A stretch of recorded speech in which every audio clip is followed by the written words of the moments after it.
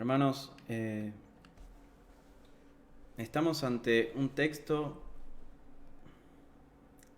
monumental. Yo no le voy a hacer justicia a la inmensidad de lo que Juan escribió en estos versículos. Todo lo que pueda decir en esta noche es poco. Todo lo que pueda profundizar con ustedes en esta noche no es más que acariciar suavemente una montaña de teología, de revelación divina. Es inescrutable lo que hay en este texto. Es un gran misterio, como escuchábamos el himno recién. Indiscutiblemente es el más grande misterio divino jamás revelado. Lo que vamos a ver hoy. No hay misterio más profundo en las Escrituras. Dios encarnado. Dios en carne y hueso. Y hermanos, ¿qué clase de Dios sería si no fuera un ser misterioso? ¿Cómo podríamos sentirnos asombrados, abrumados y sobrecogidos de alguien al que conocemos perfectamente y hasta podemos predecir perfectamente? ¿Cómo podríamos estar asombrados de alguien así? ¿Cómo podríamos ejercitar nuestra fe si no habría misterios que creer? Y yo quiero que me acompañen a un texto antes de ir a Juan capítulo 1. Un texto que necesito que usted lo lea. Una cosa es que yo lo lea ahora y otra cosa es que usted lo lea. Mire lo que Dios dice en su palabra. Vamos a Deuteronomio capítulo 29, casi al final del libro. Deuteronomio capítulo 29, versículo 29. Y vamos a leer la primera parte de este versículo, Deuteronomio 29, 29. Dice así: las cosas secretas pertenecen a Jehová nuestro Dios, mas las reveladas son para nosotros y para nuestros hijos para siempre. Hay cosas que Dios nos ha revelado para nosotros y son para nuestro bien, son para nosotros para siempre. Pero hay cosas que Dios no ha revelado de sí mismo. Dios no ha querido revelarnos todas las cosas de sí mismo. Hay cuestiones de su persona, de su carácter y de sus obras que están veladas a nuestro entendimiento. No las quiso revelar. Y la razón no es que Dios es un ser macabro que nos oculta cosas que necesitamos saber. No, todo lo contrario, en absoluto. Dios nos ha revelado todo lo que necesitamos saber. No nos ha revelado todo lo que quisiéramos quizás saber, pero sí nos ha revelado lo que necesitamos saber. Su revelación es suficiente para nosotros. Todo lo que Dios nos ha revelado es suficiente para nuestra salvación. Es suficiente para nuestra obediencia a Él, para cumplir su voluntad, para adorarle. Es suficiente lo que Él nos ha revelado. Lo que Él nos ha revelado es suficiente para nuestra comprensión del mundo. Y de hecho, hermanos, las cosas que Dios no nos ha revelado, era necesario que no las revelara, nos hubiese perjudicado. Porque son esos misterios de Dios los que nos impulsan a asombrarnos ante el ser que estamos adorando, nos impulsan a la adoración, nos impulsan a admirarlo. Estos misterios nos impulsan a orar con mayor fervor, a estudiar las Escrituras para profundizar en nuestro conocimiento. aunque veamos una y otra vez que nuestro conocimiento es muy limitado.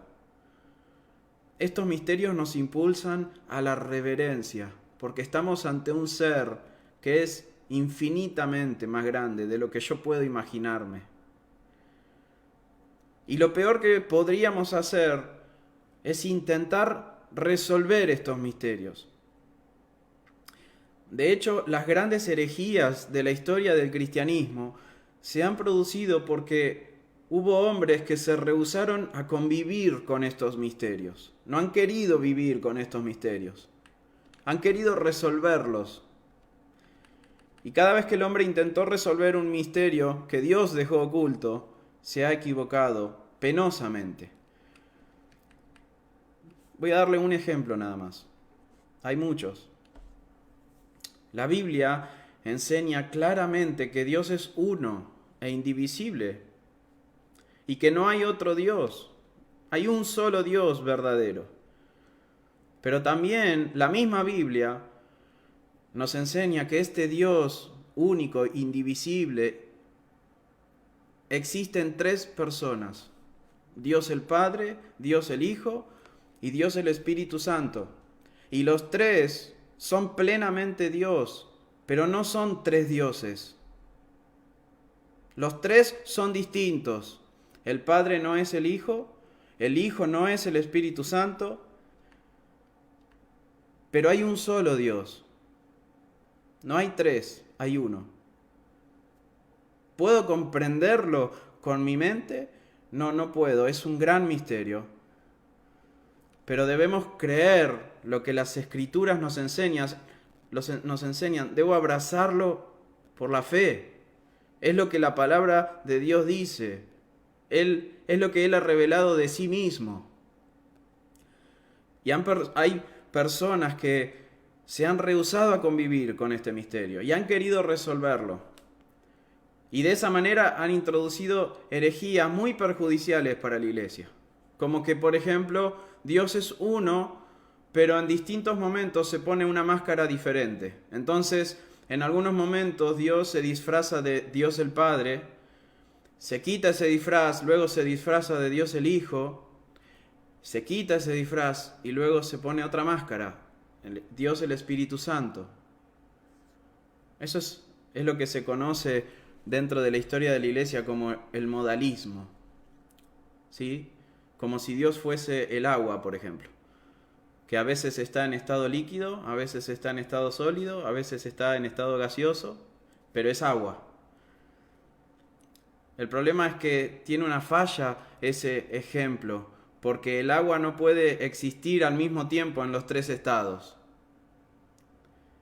Entonces, de esta manera se han introducido herejías muy nocivas dentro de la iglesia. O que, por ejemplo, Dios no es uno, son tres. Ese es el otro extremo. Son tres dioses. Y la Biblia claramente nos enseña que hay un solo Dios. Entonces, cada vez que el hombre ha tratado de resolver lo que Dios ha decidido soberanamente mantener oculto, ha fallado penosamente. Sabemos que Dios es soberano. La Biblia dice que Dios es soberano. Él hace lo que quiere. Él hace y deshace como a Él le parece. Y todo lo que sucede ya fue determinado en la eternidad pasada. Todo está escrito. Nada va a escapar de los decretos de Dios. Todo lo que Dios decretó, así va a ser. Pero sin embargo, el hombre es responsable. La Biblia enseña que vamos a ser juzgados por nuestras obras, porque somos responsables de nuestras obras. Dios ya las había determinado, pero Él no es responsable, nosotros somos responsables. ¿Cómo se resuelve ese misterio? Hay que dejarlo ahí. ¿Dios es soberano? Sí. ¿El hombre tiene libertad para decidir? Sí. ¿Es responsable? Sí. Punto. Y hoy aquí tenemos otro misterio, gigante misterio, enorme misterio, como escuchábamos recién.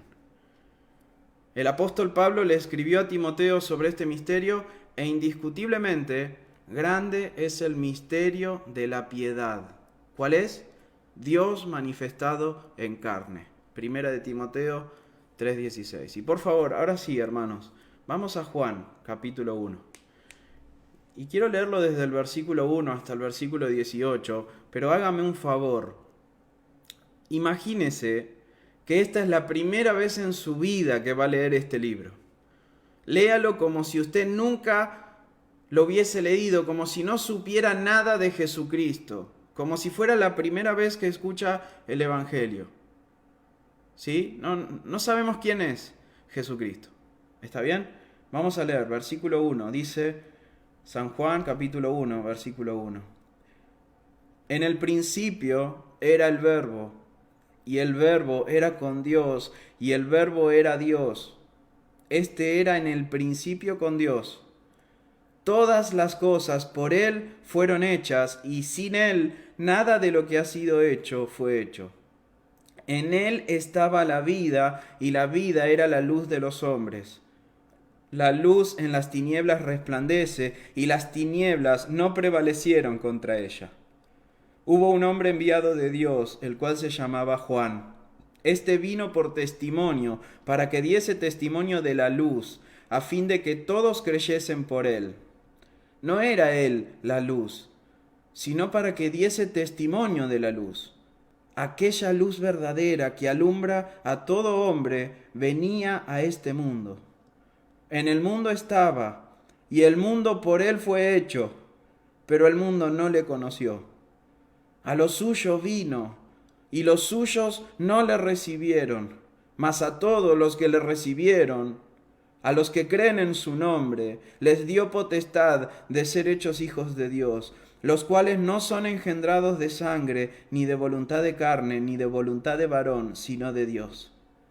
Y aquel Verbo fue hecho carne, y habitó entre nosotros, y vimos su gloria, gloria como del unigénito del Padre, lleno de gracia y de verdad. Juan dio testimonio de él, y clamó diciendo: Este es de quien yo decía, el que viene después de mí es antes de mí, porque era primero que yo. Porque de su plenitud tomamos todos, y gracia sobre gracia. Pues la ley por medio de Moisés fue dada, pero la gracia y la verdad vinieron por medio de Jesucristo. A Dios nadie le vio jamás. El unigénito Hijo que está en el seno del Padre, Él le ha dado a conocer.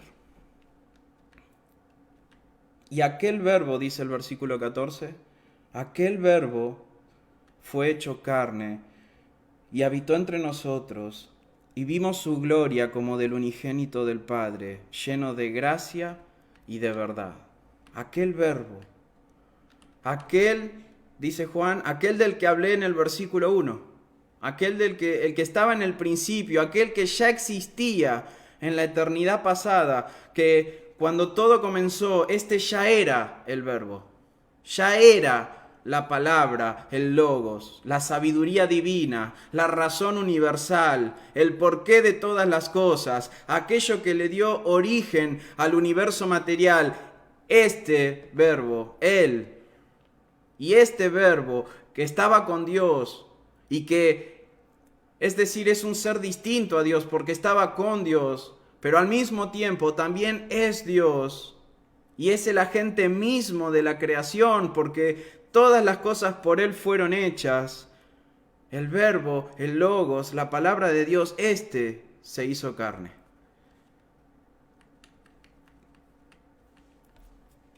Y habíamos estudiado que el Verbo es Dios, lo dice Juan. El Verbo es Dios, con todo lo que eso implica, hermanos. ¿Qué atributos tiene Dios? ¿Cómo es la persona de Dios? Y el tiempo mismo me está clavando puñales ahora todo el tiempo. No puedo detenerme demasiado tiempo en esto, aunque deberíamos detenernos. Deberíamos pasar años viendo los atributos de Dios. Pero le hago un resumen de lo que dice la Biblia. Dios es eterno. Dios no fue creado. Punto 2. Dios es omnipotente, dice la Biblia. Él es todopoderoso.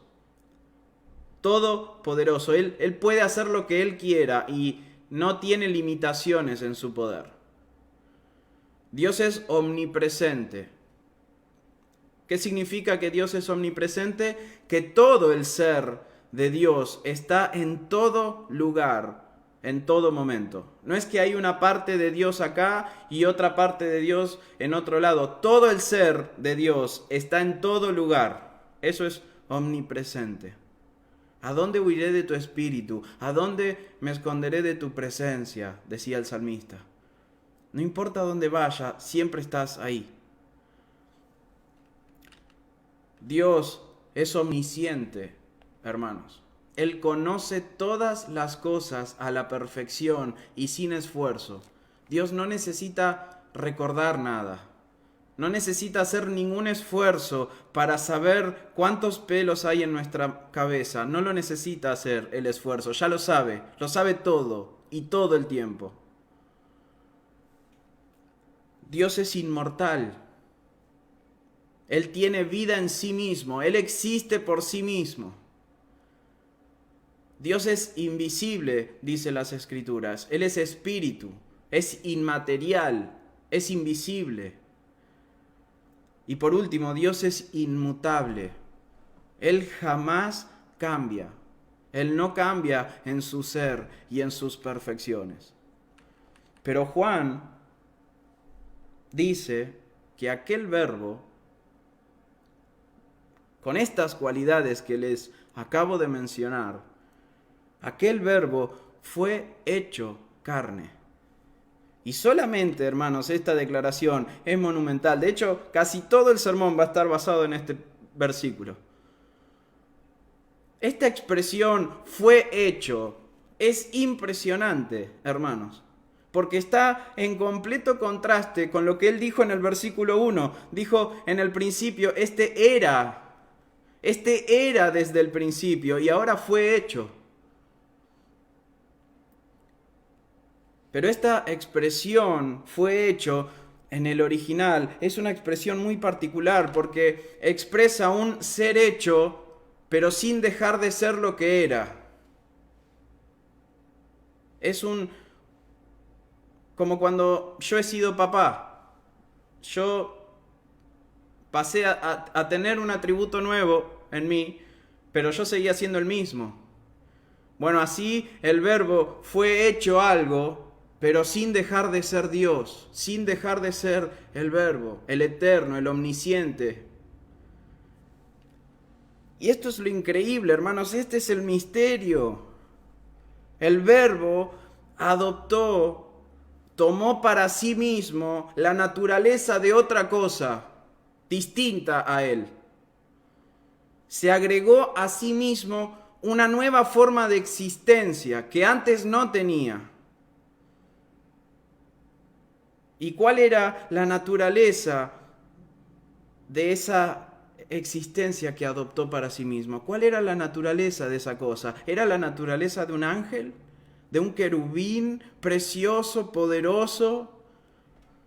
No, hermanos, dice Juan que aquel verbo fue hecho carne.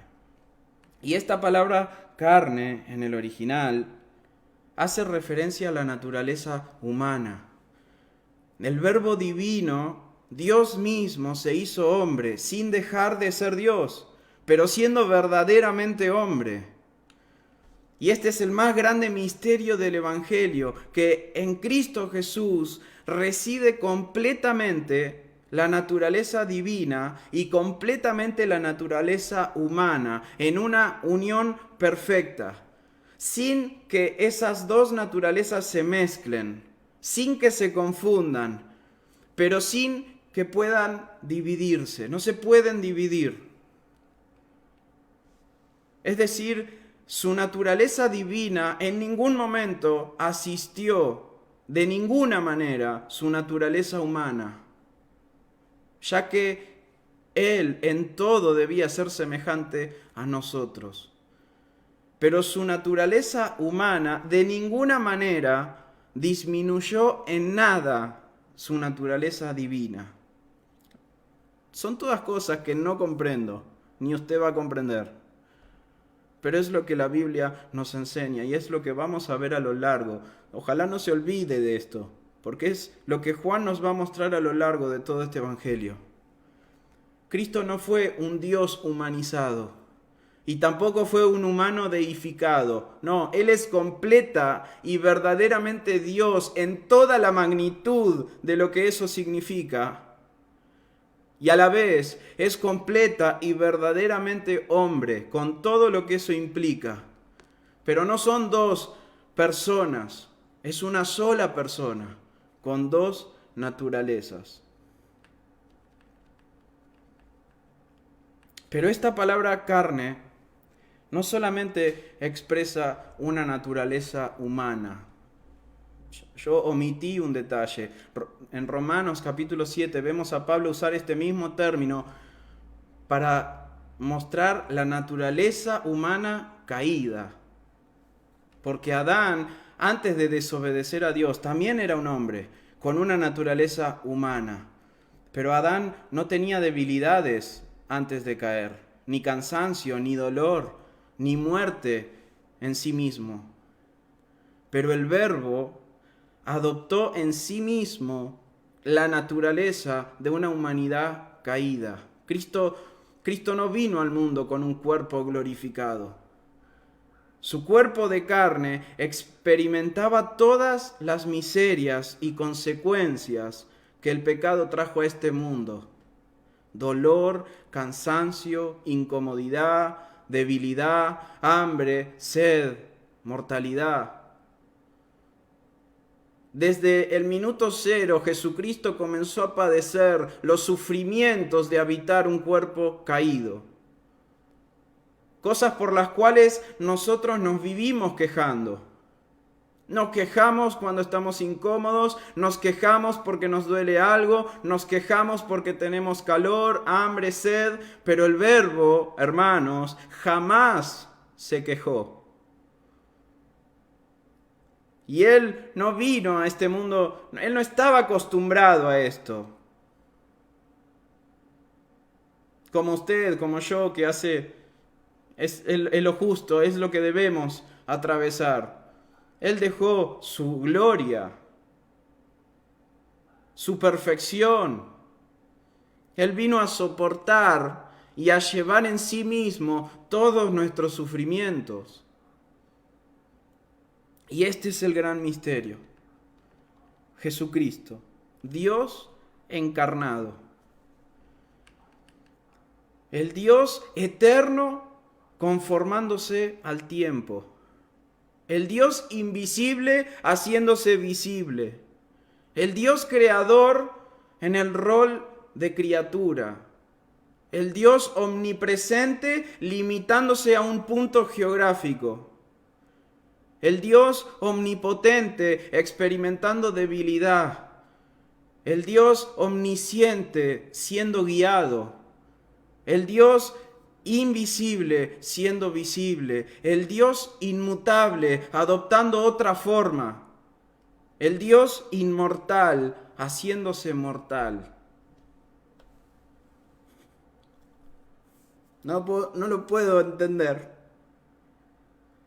Es incomprensible.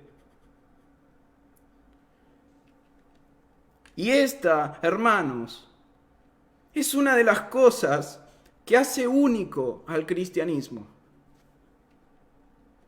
Hermanos, nosotros no creemos en una fuerza impersonal. No creemos en un ser épico, mitológico, que estaba en el monte Olimpo o habitaba alguna estrella lejana. No creemos en un elefante con 8 brazos, creemos en un Dios vivo y verdadero. Pero no solamente eso. Ese Dios vivo y verdadero vino a esta tierra. Fue un personaje real en la historia.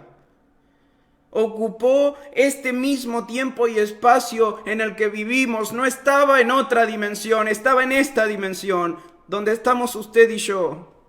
Y hay registros de sus palabras y de sus obras en documentos históricos. y ha dividido la historia en dos. No porque la Iglesia Católica haya sido muy poderosa en algún momento, sino que este ser ha dividido la historia porque la historia como ciencia no tiene más información sobre ninguna otra persona en la historia o de ningún otro hecho histórico tan bien documentado como la vida y obra de este judío nazareno que caminó por Palestina hace 2000 años. Se sabe más sobre Jesucristo que sobre cualquier persona en la historia de la humanidad. Hay más información sobre Jesús que sobre cualquier otra persona o hecho histórico. Es el hecho histórico mejor documentado de la historia. La existencia de un judío llamado Jesucristo que habitó en Jerusalén y fue crucificado. El cristianismo está fundado en una persona real que realizó hechos reales y palpables, documentado con la más exquisita evidencia, respondiendo con absoluta coherencia los interrogantes más profundos del corazón del hombre con total naturalidad y constantemente bajo el asedio de las mentes más corruptas y más agudas de la historia, pero siempre manteniéndose en pie, dejando en ridículo las soberbias pretensiones de estas personas. Hermanos, si la Biblia no es verdad, nada es verdad. Si la Biblia, el documento histórico con mayor evidencia en la historia de la humanidad, no es verdad, nada es verdad. Todo es una gran mentira. Pero usted no está creyendo en seres mitológicos. Como muchas religiones hoy en día creen, nosotros creemos en cosas que sucedieron en la realidad.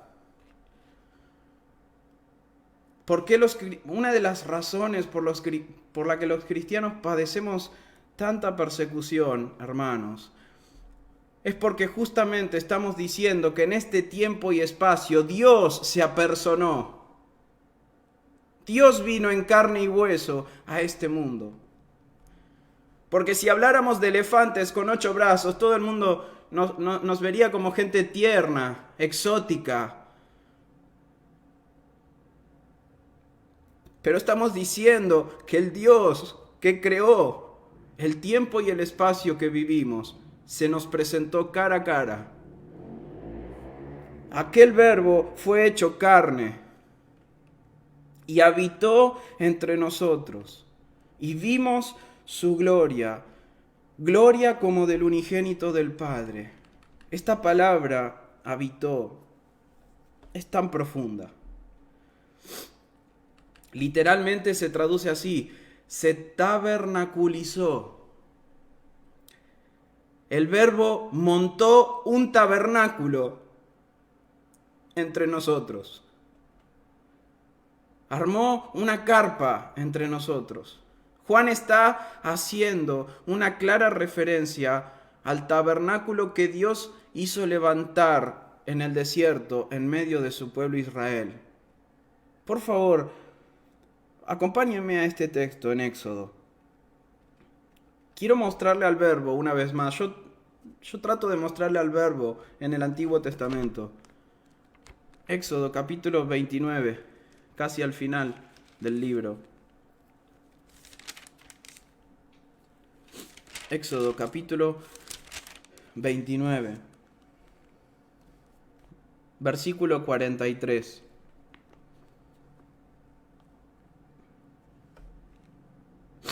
Dice así: allí en el tabernáculo, allí me reuniré con los hijos de Israel, y el lugar será santificado con mi gloria. ¿Se acuerda, Juan? Y vimos su gloria, gloria como del unigénito del Padre, Dios está diciéndole al pueblo de Israel en Éxodo: allí me reuniré con los hijos de Israel y el lugar será santificado con mi gloria. Y santificaré el tabernáculo de reunión y el altar. Santificaré asimismo a Aarón y a sus hijos para que sean mis sacerdotes. Y habitaré entre los hijos de Israel y seré su Dios. Y conocerán que yo soy Jehová su Dios, que los saqué de la tierra de Egipto para habitar en medio de ellos. Yo, Jehová su Dios. Ahí estaba esa carpa tan peculiar, levantada en medio del desierto, en el medio del campamento de Israel. Y sobre este tabernáculo descendía la gloria de Jehová y llenaba todo el recinto. Y los que estaban en el tabernáculo debían salir del lugar, porque la gloria de Jehová lo llenaba todo. Esa nube resplandeciente llenaba todo el lugar. Ese tabernáculo, esa carpa hecha de materiales terrestres, albergaba dentro de sí la gloria misma de Dios. Y ahí está el anuncio, ahí está el verbo, ¿lo puede ver? El verbo hecho carne, habitando en medio de hombres. La gloria majestuosa y refulgente de Dios, aquella gloria que consumía el monte Sinaí, aquella nube de luz que iluminaba al pueblo en el desierto, la gloria misma de Dios se personificó. Y así como Moisés tenía que cubrir su rostro para no enceguecer al pueblo con el resplandor de la gloria que quedaba impregnada en el rostro de Moisés, así el verbo, la palabra, la gloria misma de Dios debió cubrirse con el velo de la carne humana para que podamos entrar en contacto con ella, con esa gloria. Apocalipsis 21:3 dice: y oí una gran voz del cielo que decía: he aquí el tabernáculo de Dios con los hombres, y Él morará con ellos, y ellos serán su pueblo, y Dios mismo estará con ellos como su Dios. Vimos su gloria. Gloria como del unigénito del Padre. La gloria de ese Dios invisible se manifestó al mundo en persona. Cristo, hermanos, el Hijo de Dios, es la imagen visible de la gloria del Padre, con el cual tiene una comunión perfecta. Eso es lo que la palabra unigénito intenta transmitir. Cristo es el amado de Dios, hermanos, el único al que Dios ama. Muchas veces escuchamos esta frase, ¿no? Dios te ama tal cual sos. Y eso no es verdad. Hermanos, solamente hay uno al que Dios ama tal cual es, y no somos nosotros. Es su Hijo unigénito, Jesucristo. A Él lo ama tal cual es. A todos los demás nos ama a pesar de lo que somos. Pero de su Hijo amado, hermanos, Dios proclamó desde el cielo: este, y solamente este es mi Hijo amado, en quien mi alma se complace.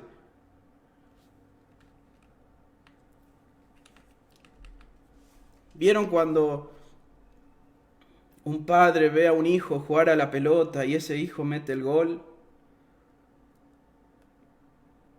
Y de alguna manera el padre se siente glorificado en el hijo, porque hay una unión ahí. Y el hijo lo mira desde la cancha y festeja y le dedica el gol. Y de alguna manera esa gloria es compartida. Bueno, la misma gloria de Dios reside en su Hijo, porque Él es Dios. Él es el Hijo amado. El Verbo hecho carne, el Hijo unigénito de Dios, manifestó gloriosamente el carácter del Padre. Verlo a Él era ver a Dios. Escucharlo a Él era escucharlo a Dios. Ser tocado por Él es ser tocado por Dios mismo. Y Juan describe ese despliegue de gloria de esta manera. ¿Cómo desplegaba su gloria el Hijo? Lleno de gracia y de verdad. Lleno, literalmente repleto, desbordando, rebalsando gracia y verdad. La gloria de Dios se manifestaba en un torrente continuo de favores inmerecidos hacia los pecadores culpables. Eso es gracia. Anunciándoles salvación y perdón de pecados, sanando enfermos, teniendo compasión por los perdidos, derramando misericordia a todo el que se acercaba a Él, e iluminando el corazón de los hombres que estaban sumergidos en tinieblas con su palabra, la palabra de Dios. Él mismo es la verdad en persona.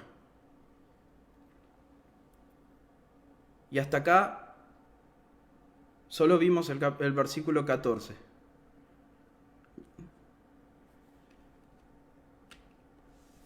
Y no es que al apóstol Juan se le ocurrió crear una nueva doctrina acerca de la deidad de Jesús.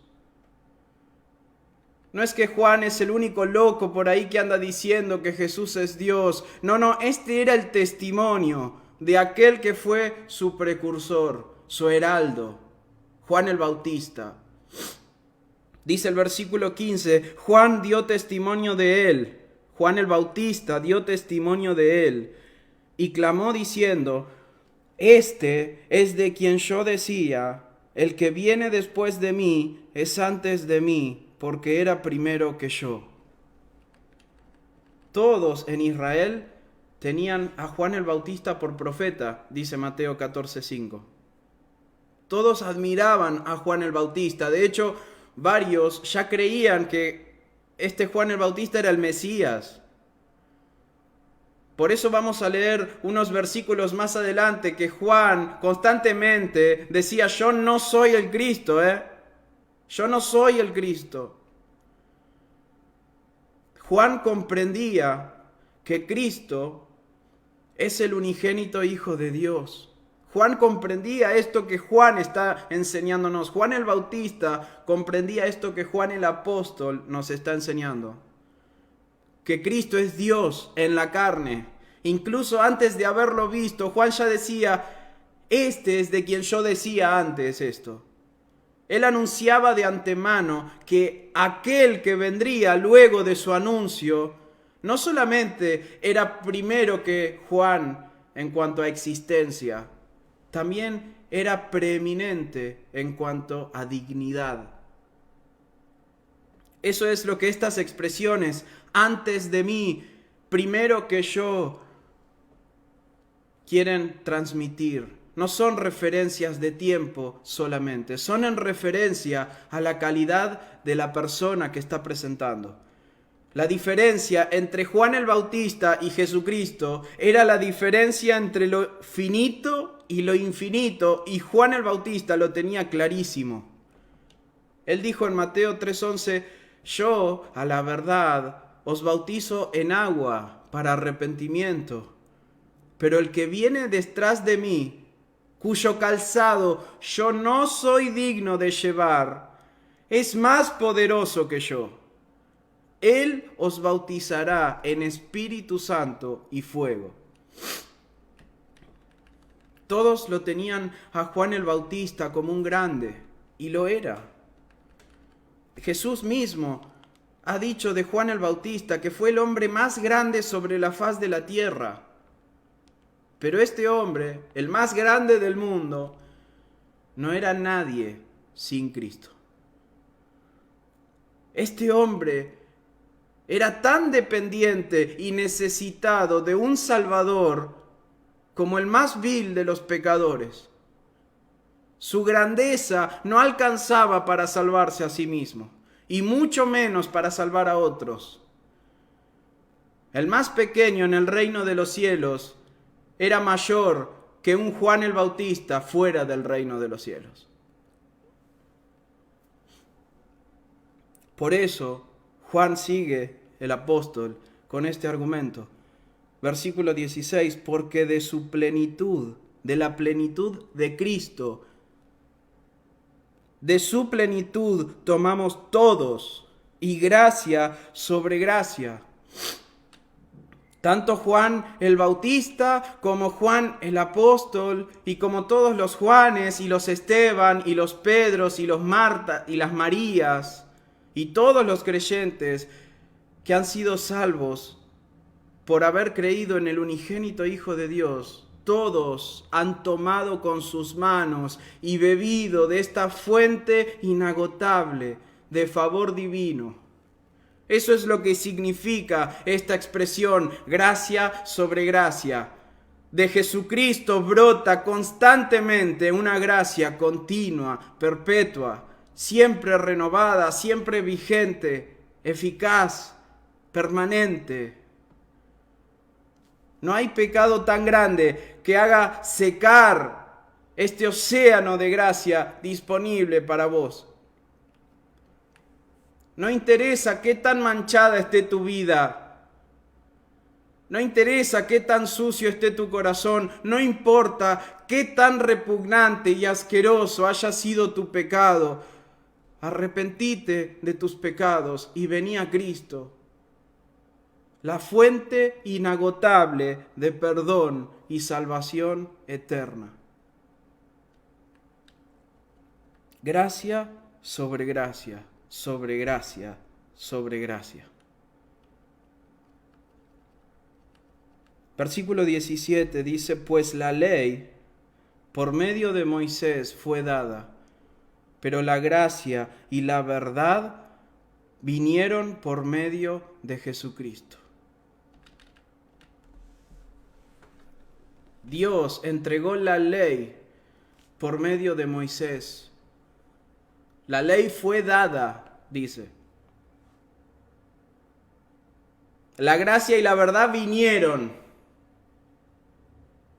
La ley fue dada por Dios a Moisés en 2 tablas de piedra. 10 mandamientos que expresan la vida perfecta que Dios demanda. Eso era la ley. Las demandas de la justicia de Dios.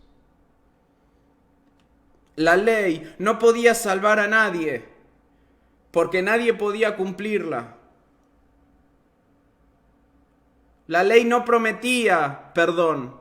La ley solo decía obedece o muere.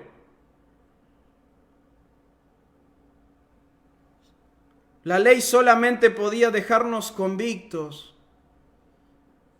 Y por medio de la ley, Dios nos mostró con total evidencia que todos somos pecadores. Todos hemos transgredido una y otra vez la ley de Dios. Nadie en este mundo es bueno, hermanos. Nadie es bueno. Nadie es justo. Nadie es correcto. Nadie es perfecto. Pero la justicia de Dios nos demanda perfección absoluta.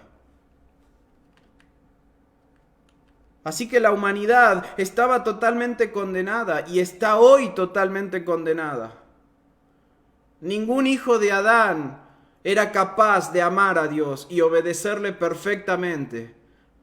Pero Dios, y siempre aparece el pero Dios, Dios se hizo hombre. El autor de esa ley, el que escribió de puño y letra esos mandamientos, Él en persona vino a cumplirlos perfectamente en nuestro lugar. El Verbo se hizo carne y vino a este mundo a ganar esa justicia que era totalmente inalcanzable para nosotros. El Verbo divino se hizo carne para comprar a precio de su sangre la gracia de Dios a tu favor y a mi favor. Una gracia extremadamente costosa. Costó nada menos que la sangre de Dios derramándose en una cruz romana. Jesús obedeció cada mandamiento que había que obedecer. Cada mandamiento que había que obedecer, Jesús lo obedeció. Y recibió el castigo de cada mandamiento que vos desobedeciste. Y yo desobedecí. Cada uno de nosotros merecíamos el infierno. Pero en esa cruz Cristo soportó el peso de millones de infiernos en sí mismo para darte perdón a vos y a mí. Eso es gracia. Favor inmerecido, un regalo que no merecemos. Y Cristo ha venido a ser el Mesías prometido. La gracia y la verdad vinieron por medio de Jesucristo. Eso es gracia lo que vimos. ¿Y la verdad es que Cristo vino a cumplir la palabra de Dios. Él ha venido a ser el Mesías que se prometió en el Antiguo Testamento, el ungido de Dios. Aquel que Dios anunció en todo el Antiguo Testamento como el Redentor de esta humanidad perdida que cayó en el Edén. Jesucristo es el cuerpo, hermanos, es la realidad visible de todas esas sombras y figuras que anunciaban su venida. Cuando veíamos al Verbo hablar, cuando vemos el tabernáculo, cuando vemos la gloria de Dios, todas esas sombras eran el anuncio de Jesucristo. Ahora la verdad verdadera vino a este mundo. Él es la verdad. Y aquí, después de este preámbulo impresionante, después de este currículum majestuoso, Juan nos revela su nombre. Aquí está el nombre de este misterio. Aquí está el nombre del Verbo encarnado. Aquí está el nombre de nuestro Redentor, Jesucristo. Jesucristo, Jesús, que significa Salvador, y Cristo, que significa ungido. Cada nombre en la Biblia nos muestra un aspecto del carácter o del ser sobre el que reposa ese nombre. Jesús es el Salvador, es el ungido, el Mesías, es la promesa. Él es la simiente que Dios prometió en el Edén.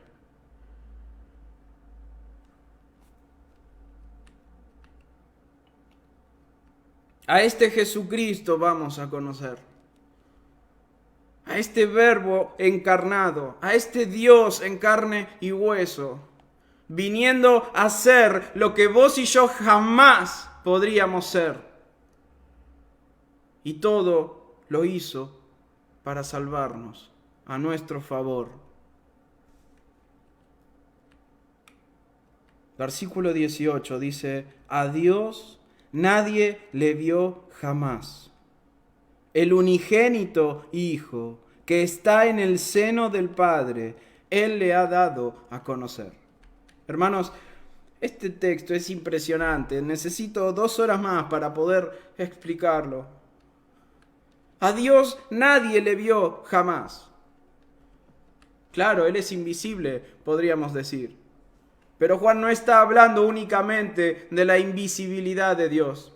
Está hablando de que nadie pudo jamás conocer de ninguna manera a Dios, a menos que el Hijo lo revele. No importa en qué punto de la historia usted se encuentre, no importa si está en el Antiguo Testamento o en el Nuevo Testamento, Toda revelación de Dios al hombre siempre, y voy a ser enfático, siempre ha sido a través de su Hijo unigénito. Siempre Dios se ha revelado a través de Jesucristo, nunca por fuera de Jesús. Él es la revelación de Dios. Jesús dijo en Lucas 10:22, nadie conoce quién es el Hijo, sino el Padre. Ni quién es el Padre, sino el Hijo, y aquel a quien el Hijo lo quiera revelar. Busque en el Antiguo Testamento o en el Nuevo Testamento alguna manera en la que Dios haya revelado algo de su persona o de su carácter, y siempre va a encontrar a Cristo en esa revelación. Bueno, Dios reveló su eterno poder y deidad en la creación, dice Romanos 1:20, ¿no?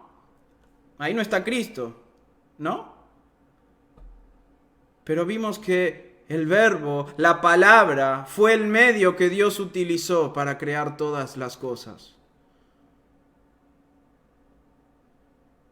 Bueno, Dios mostró su carácter santo y su gloria en el tabernáculo. Ahí no está Jesús. Pero Cristo es el tabernáculo de Dios con los hombres, dice Apocalipsis 21:3. Y no solamente el tabernáculo de Dios, Él es el Cordero de Dios. Él es nuestro gran sumo sacerdote.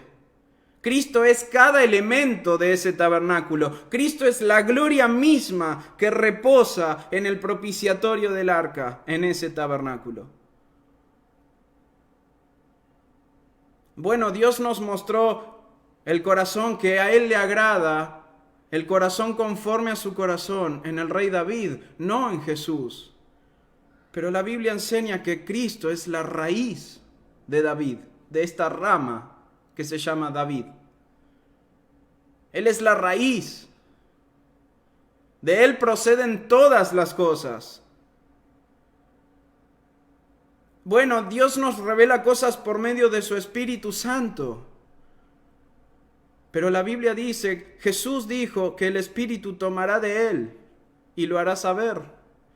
Y la Biblia llama al Espíritu Santo el Espíritu de Cristo.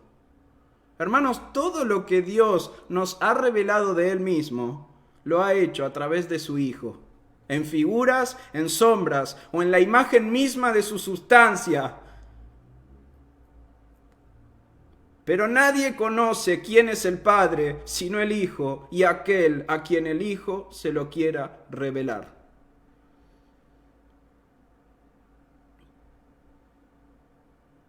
Porque hay muchos que están por ahí diciendo que el hombre tiene su libre albedrío para escoger a Dios. Y que algo de bondad hay en el hombre, la suficiente como para creer en el Evangelio, para escuchar y creer por sí mismos en el Evangelio. Pero hermanos, nadie conoce al Padre sino el Hijo y aquel a quien el Hijo se lo quiera revelar. No se trata de nosotros, se trata de lo que a Él quiera revelar. Se trata de si Él quiere revelar o no.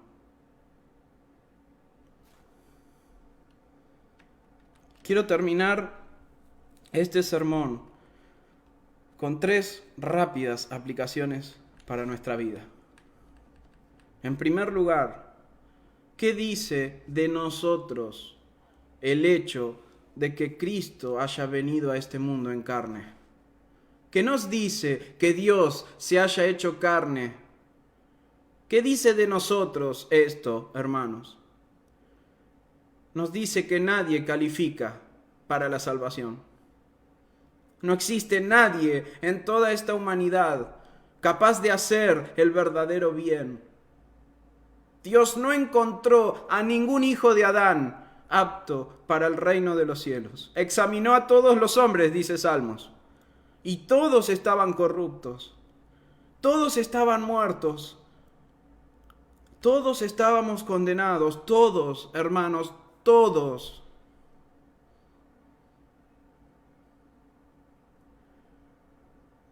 Esa es la razón por la que Él tuvo que venir, porque no había nadie que nos represente. No había nadie quien nos pueda salvar.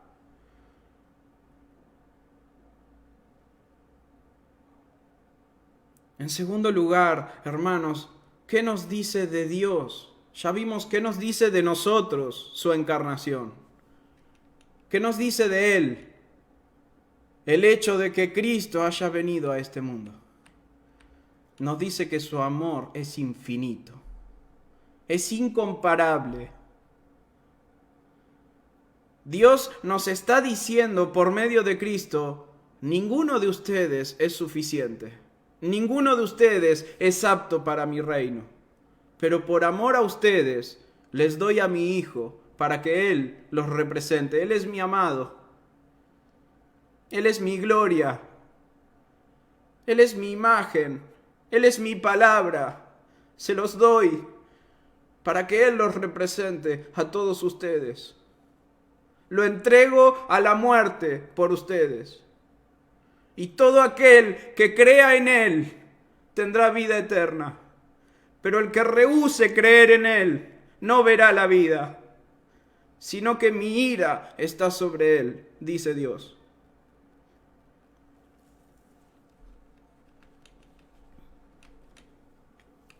Y en tercer lugar, ¿qué nos dice como iglesia el hecho de que Cristo haya venido a este mundo? ¿Qué nos dice como iglesia a nosotros? Hermanos, nos dice que si Cristo, el Verbo, el alto, el sublime, el admirable, si el amado de Dios se negó a sí mismo, siendo quien era, y estando en la gloria en la que estaba, se humilló, se negó a sí mismo, nosotros deberíamos imitarle. Cristo se negó a sí mismo para venir a hacerse siervo. Y nosotros muchas veces no queremos servir a nuestros hermanos y ponemos toda clase de excusas.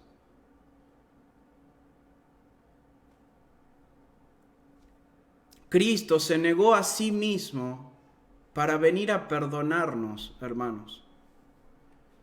Es Él quien debería haber estado ofendido.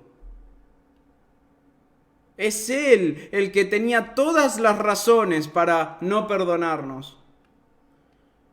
Y aún así, Él se humilló. Él se negó a sí mismo. Él vino a buscarnos para perdonarnos. Pero nosotros muchas veces nos creemos más dignos que Cristo, más sublimes que Él, porque pretendemos que los demás vengan a pedirnos perdón, que vengan a ofrecernos sus disculpas, porque nosotros, está bien, Cristo se humilló, bueno, pero yo soy más importante que Él, así que a mí vengan a pedirme perdón. Si Dios hubiese esperado que vos vayas a pedirle perdón, jamás hubieses venido a la salvación. Él envió a su Hijo a revelarte al Padre. Si Dios no te hubiese buscado, ya estarías en el infierno. ¿Lo entendés? Él debería haber estado ofendido. Cerramos con este texto de Filipenses. Filipenses capítulo 2. Filipenses capítulo 2.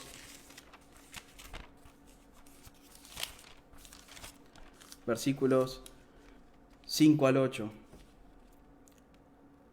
Haya pues en vosotros este sentir que hubo también en Cristo Jesús, el cual, siendo en forma de Dios, no estimó el ser igual a Dios como cosa a que aferrarse, sino que se vació, se despojó a sí mismo, se quitó todos sus privilegios y honores, y tomando forma de siervo, hecho semejante a los hombres, y estando en la condición de hombre, se humilló a sí mismo como si no fuera suficiente venir a morar en nuestra carne repugnante, Él se humilló ante todos, a sí mismo, haciéndose obediente hasta la muerte, y muerte de cruz. ¿Qué deberíamos ser como iglesia al ver al Verbo encarnado? ¿Cómo deberíamos obrar al ver a Dios negándose a sí mismo?